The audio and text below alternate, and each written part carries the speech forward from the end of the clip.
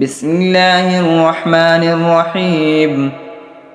الرحمن علم القرآن، خلق الإنسان علمه البيان. الشمس والقمر بحسبان، والنجم والشجر يسجدان. والسماء رفعها ووضع الميزان، ألا تطغوا في الميزان. وأقيموا الوزن بالقسط ولا تخسروا الميزان. والأرض وضعها للأنام، فيها فاكهة والنخل ذات الأكمام، والحب ذو العصف والريحان. فبأي آلاء ربكما تكذبان؟ خلق الإنسان من صلصال كالفخار، وخلق الجان من مارج من نار. فبأي آلاء ربكما تكذبان؟ رب المشرقين ورب المغربين، فبأي آلاء ربكما تكذبان؟ مرج البحرين يلتقيان، بينهما برزخ لا يبغيان. فبأي آلاء ربكما تكذبان؟ يخرج منهما اللؤلؤ والمرجان.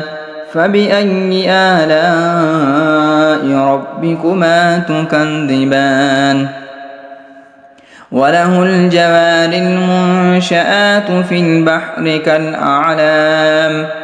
فبأي آلاء ربكما تكذبان؟ كل من عليها فان، ويبقى وجه ربك ذو الجلال والإكرام.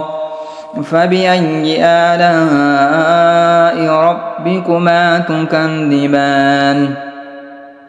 يسأله من في السماوات والأرض، كل يوم هو في شأن.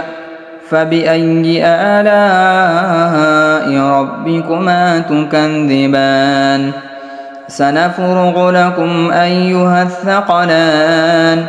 فبأي آلاء ربكما تكذبان؟ يا معشر الجن والإنس إن استطعتم أن تنفذوا من أقطار السماوات والأرض فانفذوا، لا تنفذون إلا بسلطان. فبأي آلاء ربكما تكذبان؟ يرسل عليكما شواظ من نار ونحاس فلا تنتصران. فبأي آلاء ربكما تكذبان؟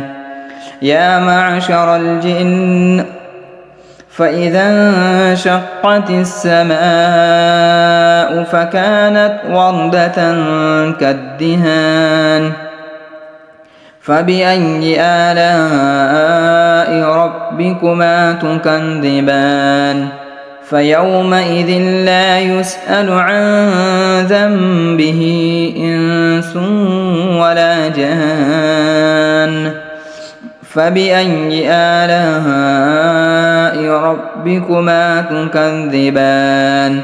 يعرف المجرمون بسيماهم فيؤخذ بالنواصي والأقدام. فبأي آلاء ربكما تكذبان؟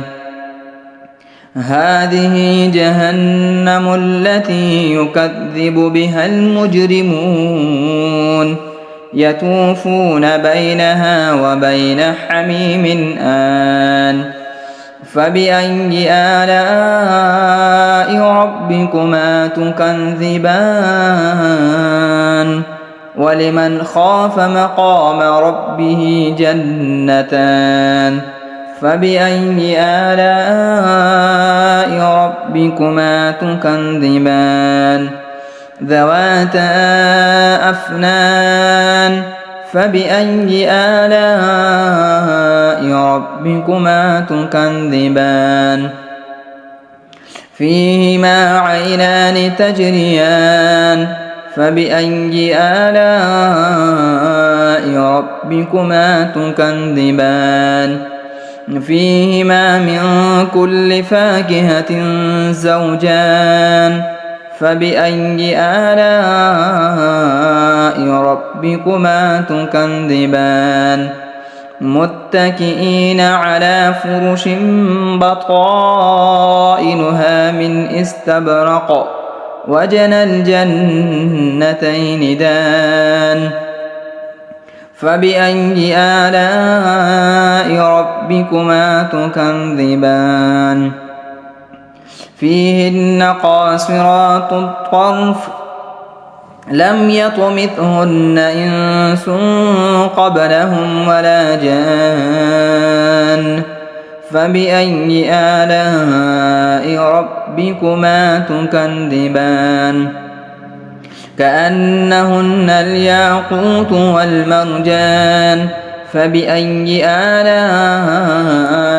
ربكما تكذبان هل جزاء الإحسان إلا الإحسان فبأي آلاء ربكما تكذبان ومن دونهما جنتان فبأي آلاء ربكما تكذبان مدهامتان فبأي آلاء ربكما تكذبان فيهما عينان نضاختان فبأي آلاء ربكما تكذبان فيهما فاكهة ونخل ورمان فبأي آلاء ربكما تكذبان فيهن خيرات حسان فبأي آلاء ربكما تكذبان حور مقصورات في الخيام فبأي آلاء ربكما تكذبان لم يطمثهن إنس قبلهم ولا جان فبأي آلاء ربكما تكذبان متكئين على رفرف خضر وعبقري حسان فبأي آلاء ربكما تكذبان تبارك اسم ربك ذي الجلال والإكرام